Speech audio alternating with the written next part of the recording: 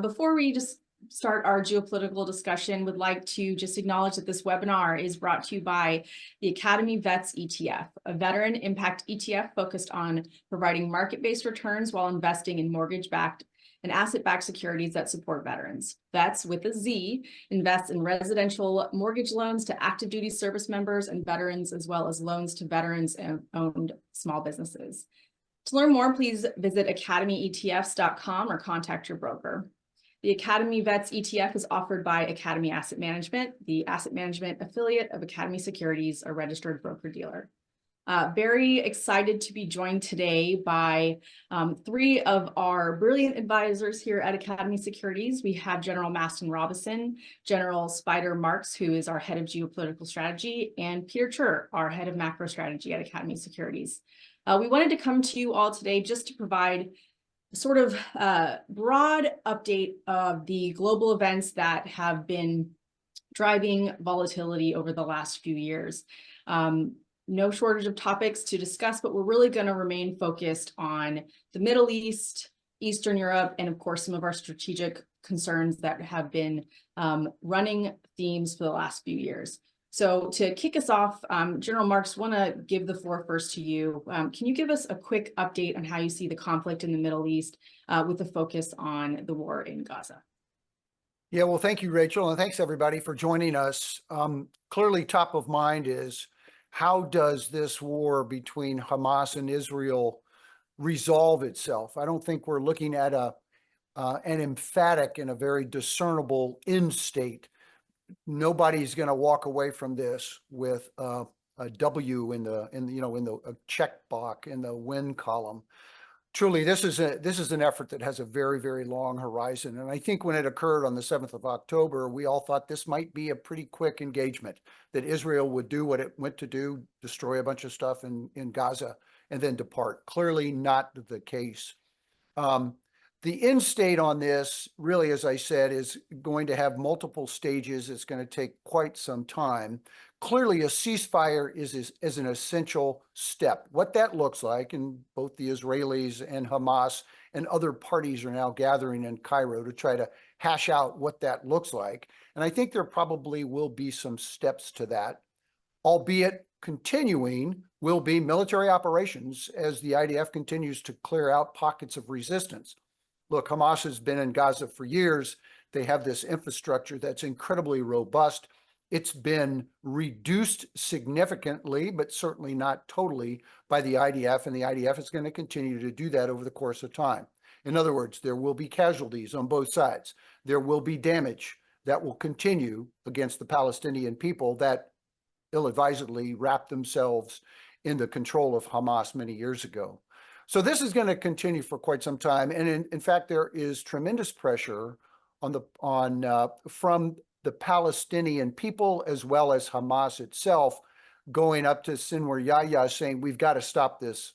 We've got to find a way to stop the killing. We've got to find a way to stop the overt combat, if you will. We've got to give Israel an incentive to embrace some type of a ceasefire." Right now, that has not been the case. Clearly, on the other side of this, Israel would like very much to get their 120, we hope, 120 living souls, hostages back. Unfortunately, I think that might be a result that's going to be very difficult to attain. And we might find that those ostensible 120 are not all alive. And so that's an incredibly sad state that needs to be addressed. So what a ceasefire looks like, all of those ingredients are there. Clearly, what Israel has required is a ceasefire or the return of hostages as a precondition to a ceasefire. Hamas sees it entirely different. Let me stop at that point and kind of say that, look, this has a much longer time frame than any of us ever thought. The IDF is going to continue to conduct operations. They want to reduce their footprint, reduce their exposure and the vulnerability, but want to have the opportunity, and they will maintain the capability to launch operations back into Gaza as necessary going forward. But the Israelis have not signed up for the Pottery Barn. If you break it, you own it. They have done some tremendous damage inside Gaza. They will continue to do that. And then they are going to walk away, and some third party is going to have to come in and try to sort it out moving forward. Robinson, as it relates to the conflict in the Middle East, I think one of our biggest concerns over the last 8-9 months as the conflict in Gaza evolves is how it's going to potentially expand into a broader regional conflict. And we're seeing more and more that risk percolate in the north with Hezbollah. Can you talk through where that risk stands today? Yeah, great question, and thanks for the opportunity to join. I think both with Hezbollah and with Hamas, again, it's a bit like a puppet master. You know, Iran is going to have their fingers on both, and so there's clearly Hezbollah has a significant capability. They have moved close enough to where they are significantly impacting the northern part of Israel, which has caused Israelis to leave their homes and their businesses and move further south. I think Israel desperately does not want a two-front war, but doesn't really own a solution to that. I think it's the trump card that Iran has to play that has the ability to say, if Israel, you don't submit to some of the questions being asked, then the threat that we lend you is both Lebanese Hezbollah from the north to create a two-front war, and then secondly, we're seeing, even though it's one part of your question, but the tenet of the Israeli ports becoming far less economically impactful for the Israelis' business model, as what's happening in the Red Sea is pretty much shutting down the business in Israel's two biggest ports. And so it's both an economic threat that's manifesting itself, but it's also a very real physical threat of rockets and mortars and artillery out of Hezbollah into the northern part of Israel. That is a psychological threat on the Israeli people, as they are certainly have bought into what Netanyahu is trying to do in Gaza, but over time that will begin to dissipate as they will seek, the Israeli people will seek, how do we have some sense of certainty that we have the next 10 years of development for our children and grandchildren, vice a long protracted war that has never been a productive or positive place for the nation of Israel to find themselves economically, emotionally, or militarily. And Peter, what is your view as how the markets are pricing in the risk at this stage and how it's evolved over the last 3 months specifically?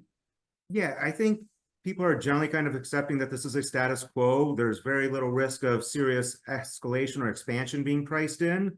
I do think more and more people are kind of trading this through the energy markets, where any disruption, whether it's in the Middle East or elsewhere, is likely to impact energy markets more than anything else. I do think it's probably helped contribute to the price of gold continuing to rise as people look at geopolitical risk and are using that as a traditional sense of safety. And I think General Robson spoke about one thing that I think is going to become more and more important is ports and shipping. I think we are in this process of transitioning where 4 years ago, pre-COVID, shipping was a simple cost of business. You had a kind of range of how long you could expect your goods to take from getting from one place to the other, and you had a certain range of cost. And we've seen time and again now that be disrupted, whether it was through COVID, whether it's been through the attacks here, unfortunately through the Suez Panama Canal due to weather, but more and more people are starting to ask us questions. We're paying attention. Who owns these ports? What are these ports shipping? Where are they shipping to? And is there a risk of shipping disruption down the road? So I think everything we're dealing with in the Middle East in terms of shipping right now is a microcosm for, unfortunately, a conversation that I think is going to be ongoing and get more protracted as this goes on, especially unless something changes with our trajectory with China, which right now doesn't seem to be the case. Robinson, did you have a comment? I'm good. So as it relates to specifically Hezbollah, obviously you can't have a conversation about Hezbollah without discussing Iran. Iran just held elections, and maybe surprisingly, a slightly less than hardliner was elected in. General Marks, what do you make of that election? How do you view it? Do you see it impacting the dynamics in the region? I really don't. I think this election is kind of a realization of that that sinusoidal kind of the flow of politics. One president gets killed in that part of the world, another president gets elected, and there's very little difference. Yet there's an anticipation of what's said during that quote campaign season, kind of like we're in the middle of that here in the United States. But what you see is that there was an anticipation that there might be an opportunity for a change, or there might be able to be a hook where the United States might be able to find a way to wedge itself into a conversation with Iran, a conversation we have not had for over 40 years, bear in mind. And the ball remains in our court to try to work that relationship with Iran. And with by the end of this month, the new president will be in place. But I think what we're going to see is just more of the same. Look, he's indicated that he wants to continue with the policy of his predecessor, which is the notion of embracing the neighborhood, which really has a more global perspective than it is trying to have a regional voice exclusively, but to expand relationships into Iraq, expand relationships into Russia, into China. And so we understand that. Simultaneously, he also indicated that he wanted to have nuclear discussions.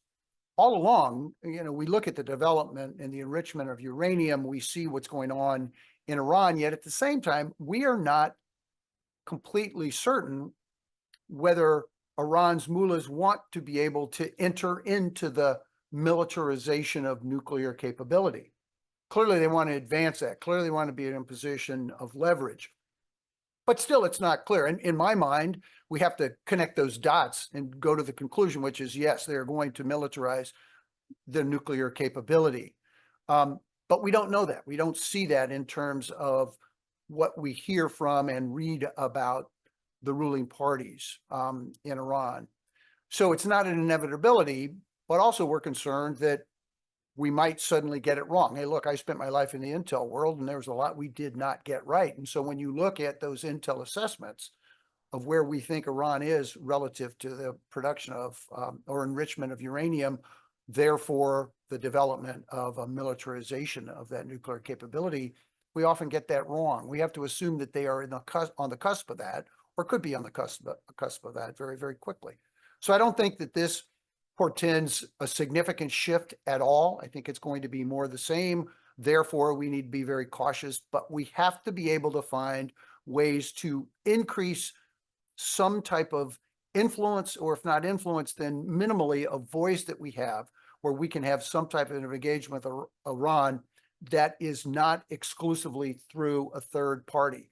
In other words, we cannot risk our national security imperatives. We have to maintain a presence. We have to acknowledge that. We have to do that through presence and strength and partnerships. And Iran has to be given an opportunity to say, okay, we're going to try to engage with the United States. For the past 4 decades, we haven't been able to do that. Is this the time to get that right? I don't think so. Other than we got to keep plugging away at it. General. Yeah, I agree with everything with what John Marks just said. The other side of the soft underbelly, though, is those terms that have been used, moderate president or more moderate, and as John Marks was describing, can have the ability to influence American population, European population of, whoa, wait a minute, should we be taking a different approach to this? So that will be the other challenge, in addition to everything John Marks said, of is there you hate to use the word psychological aspect, but this could shift some of the thought process among the population in Israel and of the people, not of the leadership, but of the people who might be, looking for rose gardens that don't technically exist, but terms can certainly sway our emotions. Hey, if I can I pile on to what Masson just said? I think when you look at going back to this new president, the desire to maintain some of the policies, which means much greater relationship with China moving forward. China right now is hosting, or has hosted, or has indicated it will host Although, you know, the Fatah and Hamas, in other words, trying to, excuse me, reconcile those rival Palestinian authorities to figure out, are there any common threads here? So what we see is this an opportunity for the United States to have a much broader voice and influence in terms of, as Masson described so well, not only our internal politics, but the internal politics within Iran, where there might be an opening? In other words, does the United States and China now share an interest in terms of trying to figure out what are those commonalities among the Hamas, the Houthis, and Hezbollah? And we all know those are separate and distinct, yet have a very clear line of connection back into Tehran. That's where most of their funding comes from. So how is it now an opportunity, with China's increasing voice in the region, to see that clearly? We can see that to our United States detriment, or we can see it as a possibility where we don't decrease our presence, our influence, our desire to have an impact in that part of the world, but maybe to find out that we might share some things in common with China, which frankly is an opportunity now. I mean, the United States has lumped both Russia and China together. You talk about the axis of evil and all that. I got to tell you, when I go back, Masson and I remember this quite well. You go back to the Nixon Kissinger days where they separated those two, and as a result, we ended up, détente grew, and as a result, ultimately, the Soviet Union collapsed. And we had a burgeoning relationship with China that then entered into the market so fully. I mean, China benefits by being a part of the international order. Russia has decided it's not going to be a member of the international order based on what it's doing in Ukraine. All of these things are connected, that really, on the I would say on the platform of viewing what's taking place in the Mideast right now, are a mix of opportunities. Sorry for the diatribe. No, a great point. And as Spider went down that road, what refreshed my memory was, we may or may not have an opportunity to leverage Iraq. So it'll be interesting to see how much we repair our relationship with Iraq in whoever the next administration is. So the ongoing hope, and hope is never a good course of action, but the ongoing hope to the surge campaign all the way back in 2007 was that if we get this right in Iraq, with 3 of the 4 most pilgrim sites for the Muslims being in Iraq, that's somewhere between 13 and 15 million people from Iran that pilgrim into Iraq every year. If they see a positive change as a result of the evil, Satan US's influence, that plausibly, and again, this is a stretch, it plausibly seeds a different thought process among the common people of Iran that may or may not be able to be leveraged in new fronts of relationships moving forward down the road.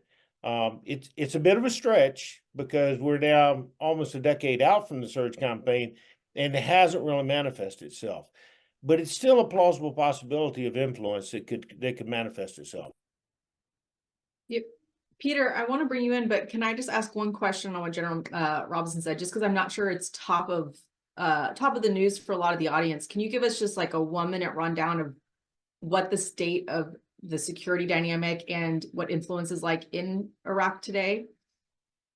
Yeah, so it's hard to know exactly where we are in Iraq because we're not as close as we were. We worked very hard for about 7 years to not only facilitate economic growth, but to get the right commanders in charge of the military organizations who were less corrupt and more about how do we create not a democratic process, but how do we create a safe and secure environment for economic growth to prosper within Iraq. That, as U.S. and other policy have shifted back and forth, has become a bit unraveled, because as we pull out, then more draconian measures are taken. As we go back in, then there's the opportunity to influence that. But everything in Iraq, they have They have a capable military force. They have certainly vast economic opportunity with the number of natural resources they have, starting with water, which is the most amount of water anywhere in the Middle East. And obviously with their influence when it comes to the Islamic faith, and Najaf being the number one place for any imam to study, which is in Iraq. So there's an inherent and intrinsic pull across the Middle East that does at times center around Iraq if it's done correctly. The question becomes, can we grow within Iraq? Can we facilitate within Iraq a political decision cycle and leadership that has the desire to step up and be part of a positive influence in the Middle East, vice siding themselves with the more nefarious sides that they've battled with for the last 20 years. Yeah, appreciate that. Very helpful. And Peter, over to you, and certainly want to hear your thoughts on General Marks's comments around opportunity as it relates to China and China's influence in the region. Yeah, I think as we've been talking, one thing I think when we're looking at this, I tend to try and think of these countries on a continuum. So you have, call it enemy, adversary, competitor. Russia's pretty clearly at the enemy side. China's much closer to a competitor side. And I think how you think of that frames each of those countries, whether, we particularly look at Russia, Iran, North Korea, and China, and thinking about them in that kind of continuum. Are they more an enemy or are they more a competitor is somewhat helpful because it creates different options. And then the other thing we kind of keep coming back to is the DIME framework. So diplomacy, information, military, and economic. And of those, right, China is really an economic competitor, maybe an economic adversary. So that's where I spend a lot of the time. And the one thing that keeps popping up more and more is all four of those are probably pretty good at information campaigns and information warfare. And that's something I think we're going to have to address, whether whenever we're looking at these countries, it's going to impact the elections. It's going to impact not just their behavior, but I think what they think they can get away with, right? What are they able to frame a discussion in the US? Oh, Iran's now moderate. You shouldn't attack back if they do something. So I think watching this information is going to be really important. It's what we're seeing in AI. So trying to frame this: Russia, enemy, military; China, adversary / competitor, much more economic at this stage. And those give us different paths and things to work around. And unfortunately, I think China keeps kind of ratcheting up in terms of our perception. And that's something we're going to either have to address, it's going to have to change, or it gets worse over time. And that becomes very problematic from an economic standpoint, some of which we're seeing today as rhetoric is ramped up against trade sanctions on chips. Yeah, appreciate those comments, Peter. And before we move on from this region, want to welcome the audience to engage with the panelists as well. So if you do have any questions, please put them in the Q&A box at the bottom of the screen, and we'll be sure to address those throughout the discussion. So barring any additional comments on the Middle East, want to move on to Eastern Europe and the war in Ukraine. A long-standing conflict at this point, a new dynamic being a new element being the F-16s that will be delivered sometime later this summer. So General Marks, from your point of view, what is the potential impact of that new weapon system being introduced to the war? And maybe be specific on how you think it'll actually be used.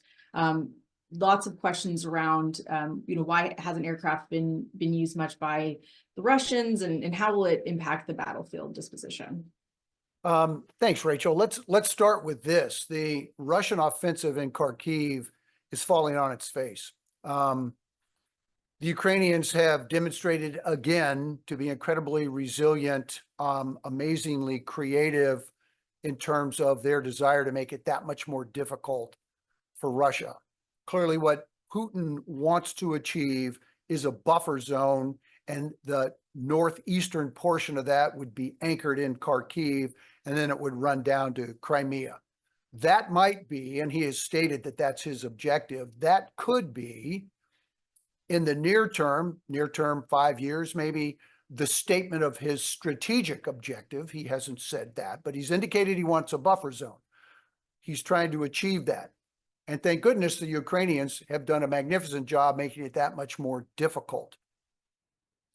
And so that's kind of where we are right now. Clearly, we are not going to see Russian success in terms of breaking through Ukrainian lines and then having the capacity to then move on deeper into Ukraine and threaten Kyiv. That's not going to happen. Also, we are not going to see an effort on the part, or at least a successful operational maneuver on the part of the Ukrainians to do similarly and to give the Russians no other alternative other than to relocate across the border. So both sides are in a very tactical fight. Gains are achieved in small distances at great expense. So it's a horrible battlefield that we're looking at, but both sides can sustain this as long as they can sustain the costs of these tactical engagements. And clearly, you tip the scales in terms of the Russian ability to sustain that, because Putin doesn't care what internal challenges he might have. He'll keep putting young men into the fight. He will sacrifice those young men, but he can continue to do that probably for a longer period of time than can the Ukrainian people. But the insertion of the increase of NATO support, the sustainment of NATO support, and the increase in terms of some of those capabilities are not by themselves game changers. Everybody talks about the insertion of F-16s are now going to really change the dynamic of the fight. It may, again, on a tactical basis.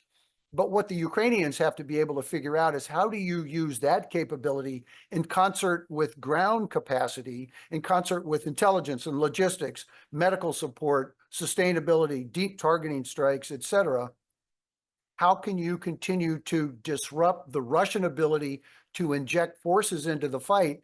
Therefore, you can then set the conditions for a successful air-land engagement, this three-dimensional bubble that then dislocates, excuse me, Russian forces and gives them no choice other than to give up or depart. So F-16s are a significant enabler, but by themselves will not change the tide of the fight. The first thing about all of this is you just don't fly an F-16. You've got to fight an F-16. That takes training, that takes time. And then also it takes a coordinated effort with those other elements of the battle that are ongoing, to include the logistics and the long-range fires, etc. So essentially, there are three missions for an F-16. You either have what we call CAS, close air support. In other words, the support to units that are in immediate and direct combat with Russian forces. That's a very precise, different set of skill sets, very precise, very dynamic. Intelligence demands are changing routinely. Second is what I would call strategic bombing, which are long-range fires going after targets deep into Russia. That's a possibility. And then the third capability is what I would be the strikes that are not CAS strikes, but are between the strategic bombing and the close air support, which is going after logistics hubs, exposed lines of communications that the Russian forces have, and that includes attacking into Russia, but going after military targets. The Ukrainians have to be able to do all of that. That requires different capacity within the training, the different requirements within the training to improve the capacity of those pilots. That takes some time. So it's a combination of factors in terms of how the tide in this battle will change to operational maneuver that then could potentially move to strategic success. Thank you, sir. And General Robson, obviously this update on Ukraine comes with the backdrop of the recent NATO summit. What are your key takeaways from that event? I think number one, showing the unified stance of Europe is huge, to reinforce that we're not going to just walk away from this. Making the statement that you're still not NATO ready, but you're on a path for NATO that we down the road are willing to maybe not guarantee, though that word I think was used. But certainly there's a high probability that if Ukraine, you do the right things, a NATO path is a place you can come. And then there's with everything that Spider said, which I totally agree with.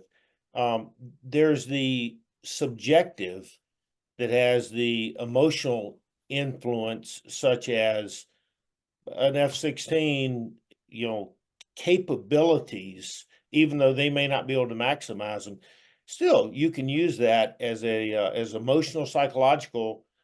These are what our capabilities are with the F-16, even though they may not have the legitimate ability to maximize all those capabilities. Still, it's a threat. So I think it was huge.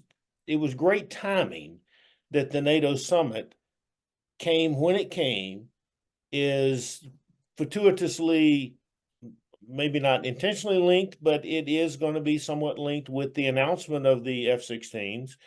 It's linked with elections that are going across Europe and across the US, all of which puts an ambiguity in it certainly for Russia to have to pause and go, okay, this could go two entirely new directions based on what happens on these undetermined factors that are going to shape what happens.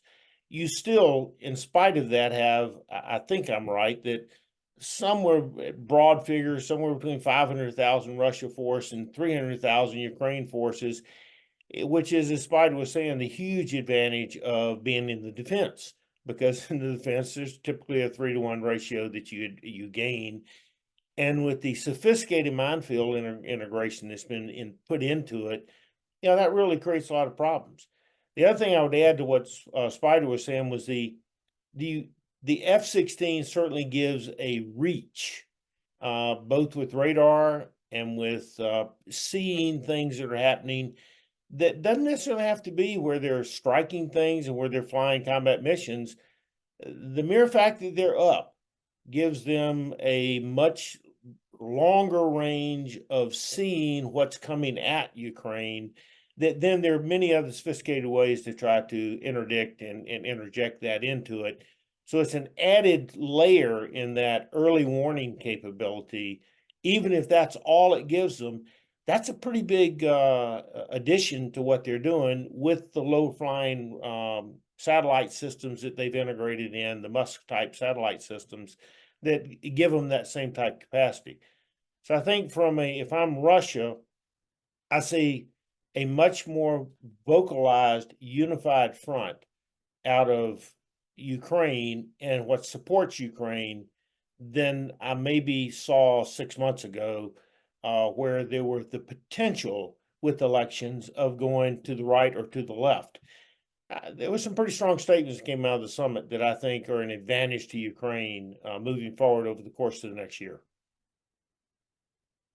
Peter, what are your thoughts on how this 2+ year conflict is being priced in, so to speak? I think my base case, and we take into account everything the generals have been saying, is that we are probably closer to the end than the start of this, that the grind on both sides is becoming, horrific, or is horrific, that you are starting to define a little bit more what victory conditions for both sides might be. So I think some point in the next year, we see some effort to end this. Maybe Ukraine has to give something up. In lieu of that, Ukraine receives a bunch of money to, and I was using the term rebuild Ukraine, but to some degree, it's even just build out Ukraine, right? If we go before this conflict, it wasn't like Ukraine was the center of prosperity, right? It was growing, it was improving, they had a lot of issues. So I think it's going to be a huge opportunity for corporations to get in there and be part of the building or rebuilding effort of Ukraine. I think that happens. It's starting to become, right, as we go in this kind of escalation, neither side seems to get ahead of each other. There's this grind, depending on who becomes various leaders, there just might be a lot of pressure. Hey, let's end this. You take this, you get this, let's move on. And so I think there's going to be this huge potential in the next year to get involved in the rebuilding of Ukraine. I think that's going to be very good for a lot of the industrial companies that we talk to. I think there will be a period of inflation where you're going to have demand for concrete, demand for resources to help that building, so that it's inflationary probably near term. But as Ukraine gets back online, as you're able to start shipping their goods and raw materials again, it will take some of the inflation pressure off. So that's kind of where I'm optimistic that all these things are pushing us that direction. And the big wild card in this, unlike other conflicts, is that we hold these Russian dollar reserves, and that will be a tool that is used both to convince people to end the war by, hey, Russia, you get some back. Hey, Ukraine, we're going to spend a lot of this money on you. And I think that's a very different thing than we face in a lot of other conflicts we've had. Hey, Rachel, can I add a Please. little comment to what Peter just said? I think, first of all, if there's a ceasefire, then all sins will be forgiven. I think not only will there be an effort to rebuild or build out Ukraine, but you're going to see corporations begin to migrate back into Russia. I think that with a level in terms of my unsophisticated and anecdotal engagement with clients, that seems to be the posture. And then the second thing is moving forward in terms of, as Maston so well put it, is Ukraine NATO ready? NATO understands that if there is, that a ceasefire must be a precondition to any, must be a sanctioned, acknowledged ceasefire, must be and sustainable. So we're talking about over the period of time, so we can pressure test it, is a precondition for NATO membership. Because if not, then if we're still gaggling around in terms of what a ceasefire looks like, and there's this headlong movement to get Ukraine into NATO, then the second that's inked, then the United States and NATO have to be in Ukraine per the charter. We've got to make sure that we don't put the cart, the proverbial cart in front of the horse here. There are some preconditions, but that doesn't mean, again, as Masson indicated, NATO will embrace Ukraine and its membership when it's NATO ready, but not prematurely. I want to take a question from the audience as it relates to the conflict.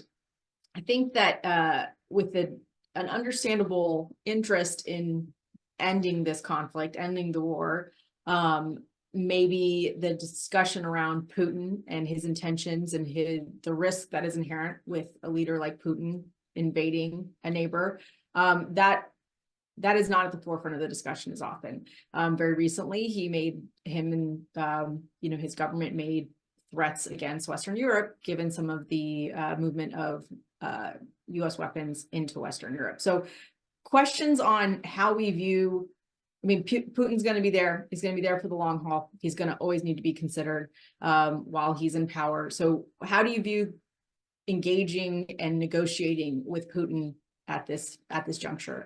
It's a jump ball for whoever wants to take it. General Marks. Yeah, I would say, you can't talk about Russia without simultaneously talking about the impact it has with China. We tend to lump those together, and I get it, but we need to very precisely separate those two. And as much as China has benefited from the global order, look what they've done over the course of the last 3 decades. Their economic growth, entry into the markets, it's quite phenomenal. I got that. Russia, on the other hand, was benefiting from all of that, and then simply threw that playbook out the window and invaded Ukraine and destroyed it. And I think the desire on the part of Putin is to try to recreate something that hasn't been in place. He doesn't care about the Soviet Union. That was an aberration, but he's looking for, the Tsarist Russia, where there really was this incredibly powerful cultural center that had to spend a lot of time fending off its neighbors. Putin can be incentivized to stop what he's doing. I think pretty quickly, in that if there was an acknowledgement that NATO's relationship and the EU's relationship with Russia can be normalized in a way that's not threatening. And in fact, maybe we turn this, maybe complete wild card. I just popped into my head. Maybe at some point you move forward and you say, okay, let's stop fast tracking the discussion or fast tracking Ukraine into NATO. Is there any way that we can create some type of a relationship with Russia that really addresses what they have seen over the course of millennia to be threatening efforts on the part of their neighbors? It's the most invaded nation in the world. So how do you assuage that? How do you address that? And the West has failed to address it from their perspective. From their perspective, we have crept, and we have. Look, we went from about 12 or 13 NATO countries. And then in December 91, when the Soviet Union collapsed, I think we had massed in 14, maybe 16 nations, and we've now gone to 32. And we did exactly, we said we would not move an inch east, and we've moved a ton of distance east, and we've increased the number of our partners in NATO. In the eyes of Putin, we lied to him with our eyes wide open. We just looked him in the eye and we shook his hand and we lied about it. How do you address that? And so then he gets aggrieved and he invades Ukraine. Totally, crimes against humanity, unbelievable. It's difficult to talk about it.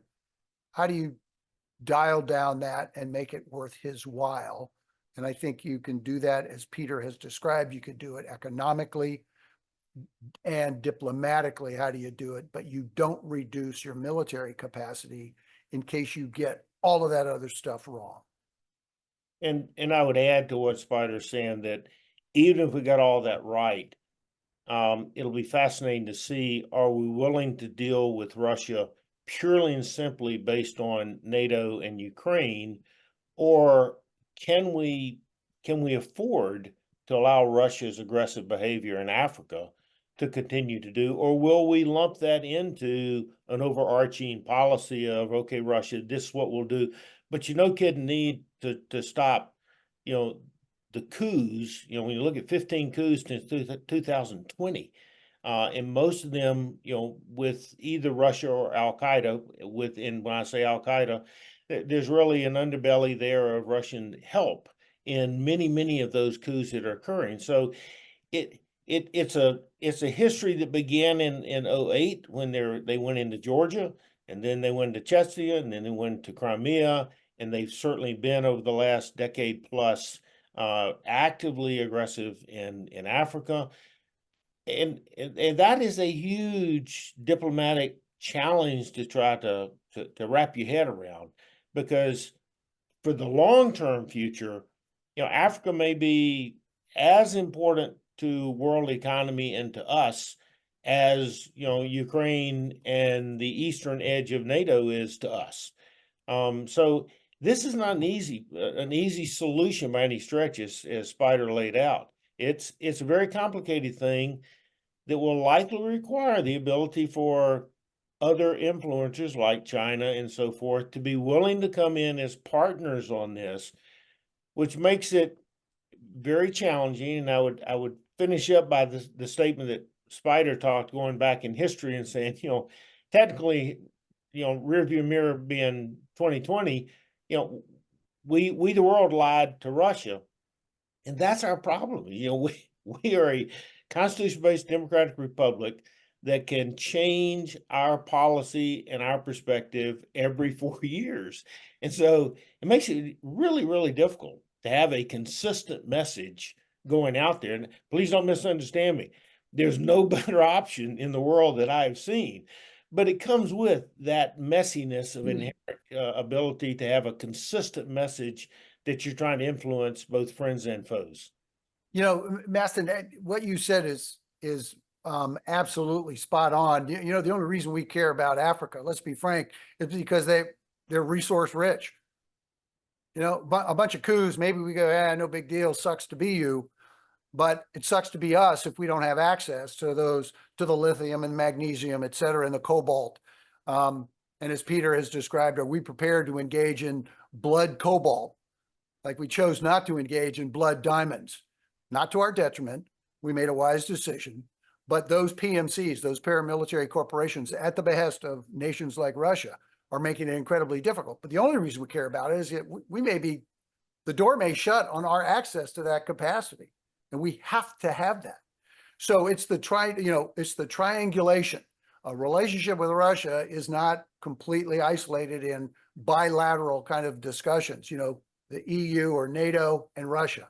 It is what other pieces are out there that are going to move and will have leverage and impact on that relationship.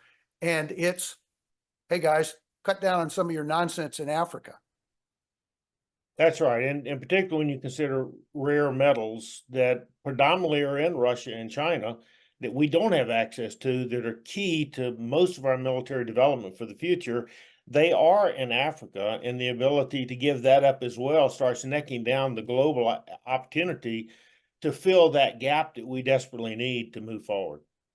Yeah, I would say quite simply when listening to this, seems to me it's money and freedom is probably what you wind up, and giving him money is probably relatively easy. Forgiving him for all these sins that he's committed may be very difficult.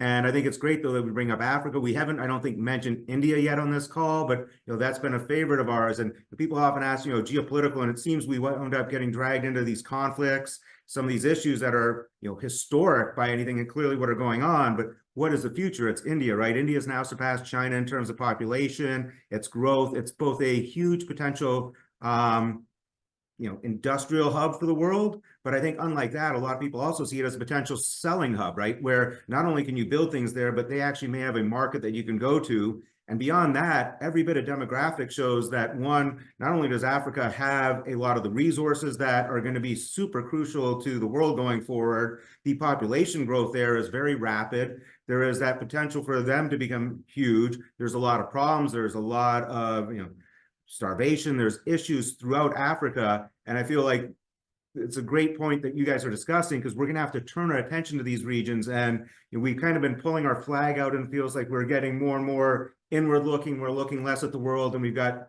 almost too few places that we're focused on, when the reality is we've got to be transitioning. We've got to think about rare earths and critical minerals, where they're going to be. I think China figured that out 5, 6, 7 years ago. We just started figuring it out. We've lost a little bit of momentum there. Russia's kind of just involved because that's what they do. There's that huge opportunity to turn our attention away from some of these almost historic / legacy issues and look forward. I did think it was really intriguing and encouraging that NATO seems to be addressing China a little bit more. And although it's definitely the North Atlantic Treaty Organization, right? It's kind of almost the good people of the world. Okay, what are the good people of the world looking at, and where should we be? What should we be doing next? And let's not just fixate on what was this historic problem, but let's expand. Where can we go forward? How do we all work together in this, more global alliance of good versus, to some degree, autocratic, resource-rich nations who are anywhere from enemy to competitor? Peter, thank you for bringing that up, because that was exactly where I wanted to take the next question. General Mark, especially since you had spent so much time working with our NATO partners, what is your perspective on the evolution of NATO to include not just the Russia issue and including some Indo-Pacific partners? Yeah, I think all of that is wonderful. And I think the recent NATO summit certainly had 4 Asian partners, the Aussies and the Kiwis, South Korea and Japan were there. They were there. We have burgeoning and well-established and burgeoning relationships with them, not just based on current challenges of China in the South Pacific and, adventurism in North Korea. That's always been the case. We've always had these very strong relationships. I think they were there in an observer status to see how this all comes together. And oh, by the way, challenges, it acknowledges that the challenges we face today are, frankly, they may have a genesis regionally, but they have a reach globally. And so it's important that we have all of the elements of power, and those nations that have significant access to those elements of power to be engaged in these discussions that might seem to be very regionally focused, but have an incredible broad implication elsewhere. NATO has always been an incredibly tight organization. Yet part of the challenge that we face, going back to our relationship with, I would say declining relationship, which we need to fix with Russia, is that NATO is a defensively focused counter to the burgeoning, growing Soviet Union, 50, 60 years ago. It's 75 years ago. It's not the case. NATO has always been, I would say, in terms of its legal foundations, ethical foundations, the ethos of the organization, the economic engagement, the desire, what we describe in the military, the purpose of that organization was crystal clear and always has been. And it involved all those elements of power. And as a result, and so what it has never really entirely been, despite its birth, is defensive in nature. We want to take the benefits and those shared values within NATO and export them as appropriate. We want to be evangelical, but we want to be evangelical in terms of some very desired outcomes. So when we went to Afghanistan and Iraq, and Masson was dead center of all of this, I was dead center of all of this, is we brought NATO partners with us. And Russia saw that and he said, "You lying bastards, again. This was a defensive structure. NATO now is in Afghanistan. You've got other nations showing up in Iraq. What's up with that?" Russia's not directly involved, despite what they might have been doing on the sidelines, but they were deeply concerned by that. NATO has an amazing capacity to hold together through all of these various challenges. Ukraine is in a direct opportunity to challenge that cohesion within NATO. And I think NATO has gripped hands very, very tightly and holding together, and has grown as a result. So the direct opposite of what Putin was trying to achieve. But over the course of time, this becomes the center point. Can that organization of 32 nations, which share these amazing values that truly should be exported as elsewhere, and where they can grow roots, let's help them grow roots.